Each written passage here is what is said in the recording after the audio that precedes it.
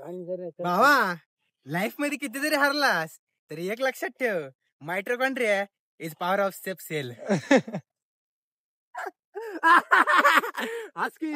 तर good morning मित्रांनो. आमच्या सुहास भाऊचं कडकतं बडकतं मोटिवेशन ऐकून झालं असेल तर आजच्या वर्कआउट करू वळू. सकाळ सकाळी मस्तपैकी फ्रेश होऊन पहिलं ग्राउंडवर आलो. ग्राउंडवर आलो की पहिलं काम असतं वॉर्मअप करायचा. मस्तपैकी वॉर्मअपला चालू केलं. दिवाळीमुळे आणि रोजच्या कामामुळे आपली गाडी रोजची 3-4 किलोमीटरवर अडकली होती. तर मला आज थोडासा जास्त इंडोरन्स करावं. त्यामुळे आज ठरवलं होतं 6 किलोमीटर इंडोरन्स करायचा. मस्तपैकी 6 किलोमीटर इंडोरन्स केला आणि इकडे गोळा टाकायला आलो. 10-12 गोळ्या टाकून झाल्यानंतर गोळ्याची मस्तपैकी प्रॅक्टिस केली आणि इकडे ट्रेचिंग आणि लुजनिंग करायला आलो. मस्तपैकी ट्रेचिंग आणि लुजनिंग करून घेतली. आजचा वर्कआउट संपवला आणि घरी आलो. घरी आल्यावर आपला डाएट बनवला.